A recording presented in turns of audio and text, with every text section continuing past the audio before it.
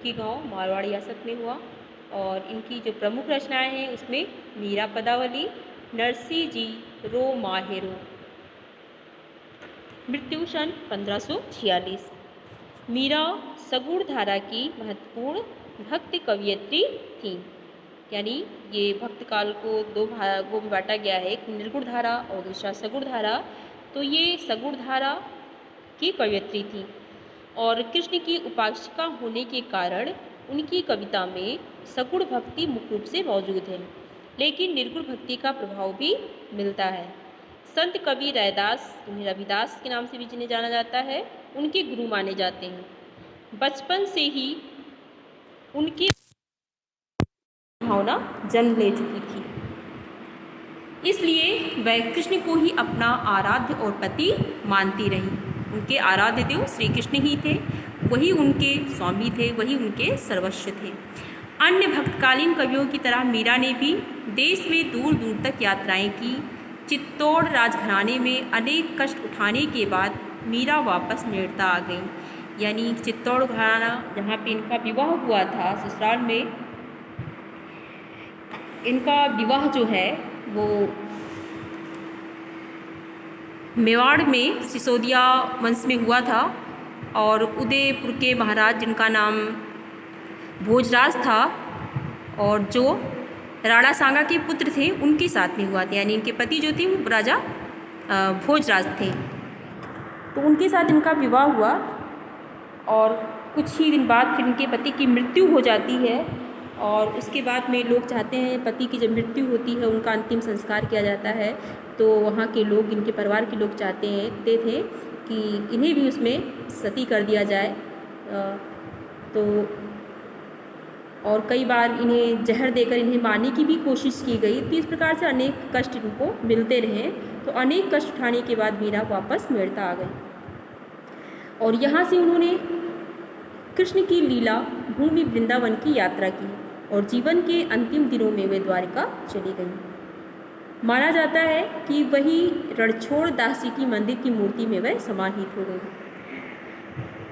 उन्होंने लोक लाज और कुल की मर्यादा के नाम पर लगाए गए सामाजिक और वैचारिक बंधनों का हमेशा विरोध किया, हमेशा उसके विरोध में रहीं और यहाँ तक कि पर्दा प्रथा का भी पालन नहीं किया तथा मंदिर में सार्वजनिक रूप से नाचने गाने में भी कभी हिचक महसूस नहीं की। यानी जैसे कि वो कुलवधू थी, उस राजघराने की बहू थी, तो उन्होंने मर्यादा को कुल की मर्यादा को ध्यान में न रखते हुए उसका विरोध किया और उनका बाहर निकलना होता था। साधु सन्यासियों के साथ वो बैठती उठती थी और उनकी ज्ञानप्रद बातों को सुनती थी, उनका सत्संग सुनती थी।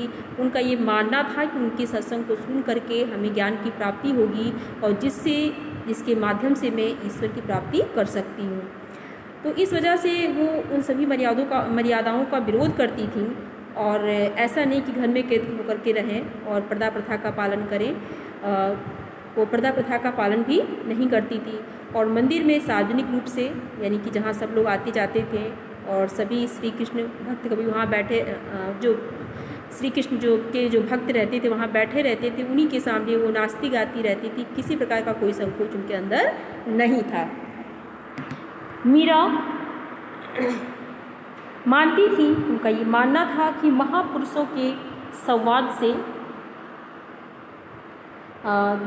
जिसे सत्संग कहा जाता है, से ज्ञान प्राप्ति होता है और ज्ञान से मुक्ति मिलती है।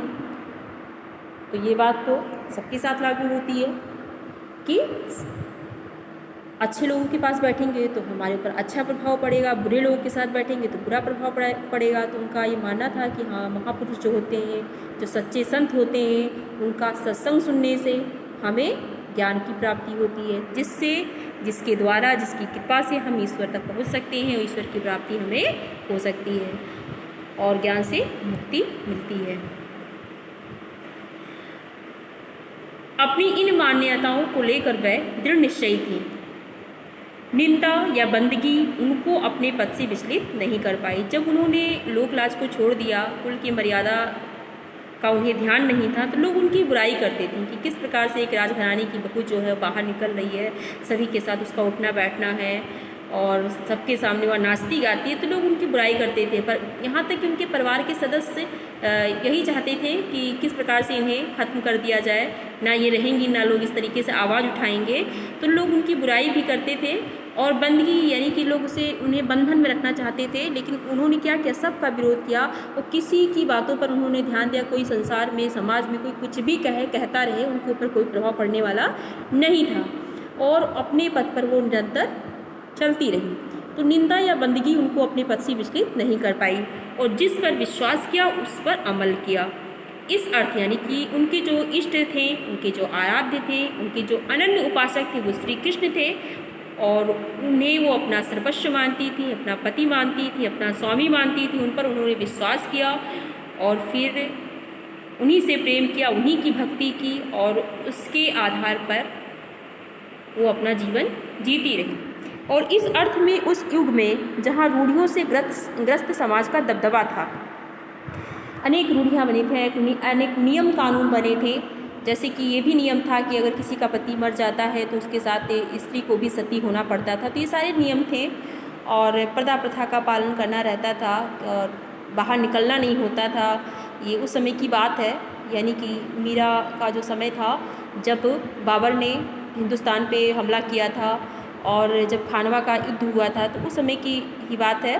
तो जहाँ रूढ़ियों से ग्रस्त समाज का दबदबा था और वहाँ मीरा स्त्री मुक्त की आवाज़ बनकर उभरी थी।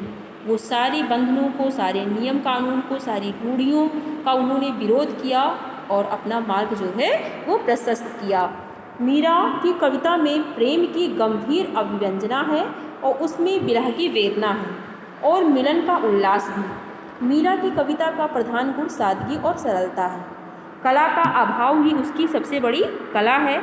उन्होंने मुक्तक गेय पदों की रचना की।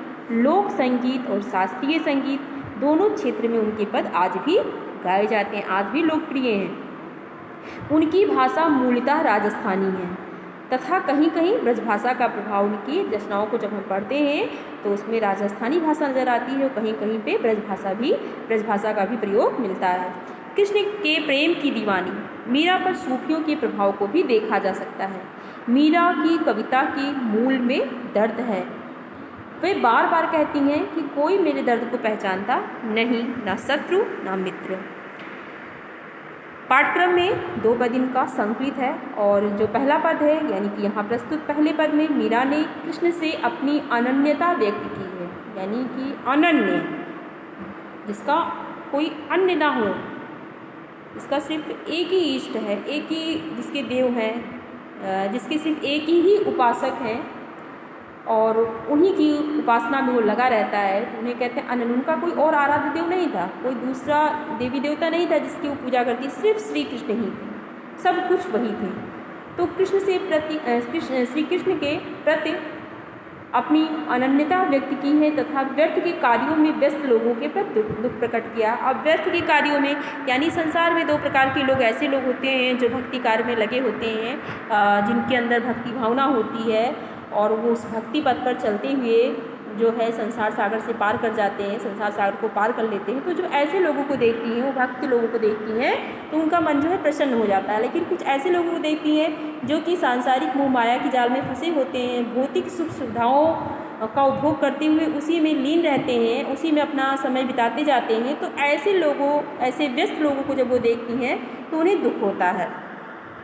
दूसरे पद में प्रेम रस में डूबी हुई मीरा सभी रीति रिवाजों और बंधनों से मुक्त होने और गिरधर के स्नेह के कारण अमर होने की बात कर रही हैं। दोनों पद नरोत्तम दास स्वामी द्वारा संकलित संपादित मीरा मुक्तावली से लिए गए हैं। अब इनका पहला पद हम लोग पढ़ेंगे। पहला पद है, मेरे तो गिरधर गोपाल दूसरों ना कोई। मीराबाई कहती हैं कि मेरे तो सिर्फ एक ही आराध्य देव हैं, एक ही मेरे इष्ट हैं, वो हैं गिरधर गोपाल। गिरधर यानी कि जो पर्वत को धारण करने वाला। श्री कृष्ण ने इंद्र के प्रकोप से बचाने के लिए, ब्रजवासियों को इंद्र के प्रकोप से बचाने के लिए क्या किया था, गोवर्धन पर्वत को अपनी उंगली पर उठाया था तो तभी से उनका नाम गिरधर पड़ गया था, यानी कि पर्वत को धारण कर गोवर्धन पर्वत को धारण करने वाले उनका नाम गिरधर पड़ गया था। और गोपाल यानी कि गो यानी कि गाय, पाल मतलब पालना, गायों को पालने वाले गोपाल। तो वो कहते हैं कि मेरे तो आराध्य देव, मेरे तो इष्ट देव सिर्फ कौन है? गिरधर है, गोपाल है, और कोई दूसरा मेरा इष्ट नहीं है। मैं और किसी की उपासना नहीं करती हूँ। और जाके सिर मोर मुकुट मेरो पति सोई, फिर वो उनकी पहचान बताती हैं, उनके रूप का वर्णन करती हैं कि वही मेरे स्वामी हैं, वही मेरे पति हैं जिनके सिर पर मोर के पंखों का मुकुट है। मैं उन्हीं की उपासना करती हूँ, वही मेरे आराध्य देव हैं। इन दोनों पंक्तियों के माध्यम से वो अपने अनन्य प्रेम को प्रकट कर रही हैं। फिर आगे की पंक्तियों में मीराबाई कहती हैं कि छाड़ी दई कुल की कहानी और कहा करी है कोई। वो कहती हैं कि मैंने श्री कृष्ण को प्रेम करते, उनकी उपासना करते करते, उनकी भक्ति करते करते मैंने कुल की मर्यादा को, कुल की कान मीन्स क्या होता है? मर्यादा। और छाड़ दी मतलब छोड़ दिया, मैंने कुल की मर्यादा को छोड़ दिया। यानी मेरे वंश के लोग, मेरे कुल के लोग, मेरे परिवार के लोग मुझे क्या कह रहे हैं, मेरे बारे में क्या सोचते हैं, मेरी क्या बुराई करते हैं, ये सब सारी चीज़ों को मैंने क्या किया? अवॉइड कर दिया, बिल्कुल त्याग दिया। और कहा करिए कोई कुछ भी कहे, अगर कोई कुछ कहता है तो कहता रहे, इसको जो कुछ कहना होगा कहता रहेगा, मेरे ऊपर इसका कोई प्रभाव नहीं पड़ने वाला है। मैंने कुल की मर्यादा को छोड़ दिया है। और संतन ठीक बैठ, ठीक मतलब क्या होता है? पास में या संग में, और बैठ मतलब बैठ करके। और मैंने साधु संतों के साथ में बैठ करके लोक लाज खोई, लोक लाज को भी खो दिया। यानी संसार में, समाज में लोग मेरे बारे में क्या कहेंगे कि देखो उस कुल की वधू है, राजघराने की बहू आज साधु सन्यासियों के बीच में बैठी है और सबके साथ में सत्संग कर रही है, सुन रही है, नाच गा रही है। तो मैंने लोक लाज को भी खो दिया है। संतन के साथ बैठ करके मैंने लोक लाज को भी खो दिया है। और अंशुमन जल सींच प्रेम बेली बोई, और मैंने श्री कृष्ण प्रेम रूपी जो बेल बोया था, यानी श्री कृष्ण प्रेम रूपी बेल जो मैंने बोया था, उसे मैंने अपने आंसुओं के जल से सींचा है। यानी श्री कृष्ण के वियोग में जो आंसू मेरे नेत्रों से गिरते थे, उसी आंसुओं के जल से मैंने उसे क्या किया है? सींचा है। मतलब भक्ति करते हुए, तपस्या करते हुए मैंने उस फल को बोया, और अब उसका फल जो है मुझे प्राप्त हो रहा है। अब ता बैल फैल गई, अब तो वह जो आनंद रूपी बैल है, यानी श्री कृष्ण रूपी जो बेल है, वो चारों तरफ क्या है? फैल गई है। श्री कृष्ण रूपी जो बेल है, जिसे मैंने अपने आंसुओं की जल से सींच कर बोया था, वह बेल अब चारों तरफ क्या? फैल गई है, बढ़ गई है। और उससे हमें आनंद आड़द फल हुई, यानी उससे हमें आनंद रूपी फल की प्राप्ति हो रही है। दूध की मथनियाँ बड़े प्रेम से बिलोई, और दही मथि घृत काढ़ लियो डार दही छोई। वो आगे की पंक्तियों में कहती हैं दूध की मथनियाँ, मथनी जिससे हम लोग दही मथते हैं, जिससे दही मथा जाता है, लकड़ी का बना होता है, स्टील का होता है, सिल्वर का बना होता है। तो उस दूध की मथनियाँ बड़े प्रेम से बिलोई मतलब भी होता है मथना। दूध की मथनी से हमने बड़े प्रेम से उसे मथा है। क्या मथा है? दही को मथा है। दही मीन्स क्या होता है? दही, और मथ मीन्स मथना, और घृत मतलब होता है घी, और काढ़ लियो मतलब निकाल लिया है, और डार दही मतलब छोड़ दिया या त्याग दिया है, और छोई मतलब होता है छाछ। यानी कि उस दूध की मथनी से बड़े प्रेम से मैंने दही को क्या किया है? मथा है, और उससे मैंने घी को निकाल लिया है। अब यहाँ पे जो घी है यानी घृत जो है, वो श्री कृष्ण के प्रेम का प्रतीक है। यानी श्री कृष्ण के प्रेम का जो सार है, वो मैंने क्या किया है? उसे निकाल लिया है। और डार दही छोई जो है, यानी कि जो छाछ है, वो छाछ का मतलब क्या? जो व्यर्थ है, बेकार है, जिससे कुछ भी मिलने वाला नहीं है। यानी ये जो सांसारिक मोह माया है, उसको मैंने क्या किया है? छोड़ दिया है। छोई जो है, वो छाछ जो है, वो सांसारिक मोह माया का प्रतीक है। तो वही कहती हैं कि मैंने श्री कृष्ण रूपी प्रेम को मैंने पा लिया है, उसके सार को मैंने ग्रहण कर लिया है, और सांसारिक मोह माया रूपी छाछ को मैंने क्या किया है? त्याग कर दिया है। और भगत देख राजी हुई, जगत देख रोई। भक्तों को देख करके, इस संसार में जब मैं भक्तों को देखती हूँ जो अपने ईश्वर की उपासना में लगे हुए हैं, जब मैं उन्हें देखती हूँ तो राजी हुई मतलब प्रसन्न होती हूँ, मेरे मन को शांति प्रदान होती है, मेरा मन जो है प्रसन्न हो जाता है। और जगत देख रही, जब इस संसार को देखती हूँ, जब ये देखती हूँ कि लोग भौतिक वस्तुओं को पाने के लिए भाग दौड़ में लगे हुए हैं, भौतिक वस्तुओं को प्राप्त करना चाहते हैं, उसी में अपना सच्चा सुख देखते हैं, उसी में आनंद उन्हें महसूस होता है, तो उन्हें देख करके मुझे रोना आता है। क्योंकि ये सब जो भौतिक वस्तुएं हैं, ये संसार की जो भी चीज़ें हैं वो क्या है, नश्वर हैं। तो जब लोग इसको पाने के लिए इसके पीछे लगे होते हैं, सांसारिक मोह माया की जाल में फंसे होते हैं, भौतिक सुख सुविधाओं को पाना चाहते हैं, तो जब ऐसे लोगों को मैं संसार में देखती हूँ तब मुझे दुख की प्राप्ति होती है, जो कि व्यर्थ के कार्यों में लगे हुए हैं।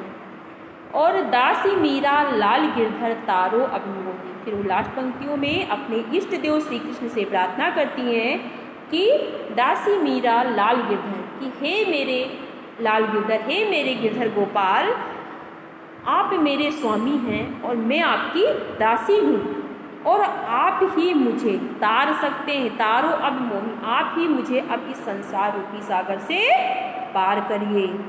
तो यही बात इन पंक्तियों में समझाया गया है। अब अगला पद हम लोग देखेंगे। पग घुंघरू बांध मीरा नाची, पग मतलब पैर, घुंघरू घुंघरू, बांधी मतलब बांध करके मीरा नाची। और मैं तो मेरे नारायण, नारायण यहाँ श्री कृष्ण के लिए प्रयोग हुआ है, सुन आप ही हो गई साची, साची मतलब सच्ची पवित्र हो गई। और लोग कहें मीरा भई बावरी, और न्यात, न्यात मिस होता है कुटुंब के लोग, परिवार के लोग, यानी परिवार के जो सदस्य होते हैं उन्हें न्यात कहा गया है। और कुलनाशी यानी कुल का नष्ट करना, नष्ट होना। और विष, विष मतलब विष यानी कि जहर का प्याला, राड़ा भेज्या, राड़ा जो कि उनके देवर थे। और पीवत मीरा हंसी, पी करके मीरा हंसने लगी। मीरा के प्रभु गिरधर नागर, नागर मतलब होता है चतुर, और सहज मतलब स्वाभाविक या बहुत ही सरल तरीके से मिले अविनाशी। अविनाशी किसके लिए प्रयोग होता है, ईश्वर के लिए होता है, यानी कि जो जिसका कोई विनाश ना हो, जो कभी नष्ट ना हो, उसे कहा जाता है अविनाशी। मीरा बाई जो हैं अपने पैरों में घुंघरू बांधकर, वो श्री कृष्ण के प्रेम में इतना रंग गई हैं, उनके भक्ति रस में इतना डूब गई हैं कि वो अपने पैरों में घुंघरू बांध करके और मंदिर में क्या कर रही हैं, उन्हीं के भक्तों के सामने नाच रही हैं। इतना प्रेम रंग में उनके डूब गई हैं, इतना भक्ति में एकदम डूब गई हैं, और अपना शुद्ध बुद्ध हो करके वो उस भक्त रस से आनंदित हो करके अपने पैरों में घुंघरू बांध करके वो नाच रही हैं। और वो कह रही हैं कि मैं तो मेरे नारायण से, यानी मैं तो अपने नारायण की हो चुकी हूँ। नारायण कौन, श्री कृष्ण, मैं तो अपने नारायण की हो चुकी हूँ, और आप ही हो गई साची, और अपने आप से ही मैं पवित्र हो गई हूँ, अपने आप से ही मैं पवित्र हो गई, मैं तो अपनी नारायण की हो गई हूँ। मैंने अपना सब कुछ अपने नारायण को अर्पित कर दिया है, और मैं अपने आप ही पवित्र हो गई हूँ। अब जब लोग ऐसा देखते हैं तो मीराबाई के बारे में कहते हैं, लोग कहे मीरा भाई बावरी, लोग कहते हैं कि ये मीरा जो है वो क्या हो गई है, बावरी हो गई, यानी कि बावली हो गई है, पागल हो गई है। और न्यात कहें कुलनाशी, और जो उनके कुटुंब के लोग हैं वो कहते हैं ये तो कुल का नाश करने वाली है, इसने तो कुल का नाश कर दिया। इस तरीके से लोग कीचड़ उछाल रहे हैं, लोग अपमान कर रहे हैं, भला बुरा कह रहे हैं, इसने तो कुल का ही नाश कर दिया, इसे तो अपने कुल के बारे में भी कोई फिक्र नहीं है, कोई फिक्र नहीं है। तो लोग मीरा को बावली क्यों कहते हैं, इसके दो रीज़न हो सकते हैं। देखिए, एक तो ये कि इतने बड़े घराने की बहू होकर के, कुलवधू होकर के, और इस तरीके से लोगों के सामने नाच रही है, साधु संतों के साथ में बैठ रही है, तो लोग कहते हैं कि लग रहा है कि ये क्या है, बावली हो गई है। और दूसरी बात ये कि उनकी ससुराल में किसी प्रकार की कोई कमी नहीं थी, सभी भौतिक सुविधाएं जो थी उपलब्ध थी, वो इतनी सारी सभी सुख सुविधाओं को छोड़ करके वो अपना एक भिखारी का जीवन, एक फकीर का जीवन व्यतीत करते हुए और श्री कृष्ण के प्रेम में डूबी हुई और वो नाच रही थी। तो ऐसा जब लोग देखते हैं तो कहते हैं कि लग रहा है कि ये पागल हो गई है, बावली हो गई है।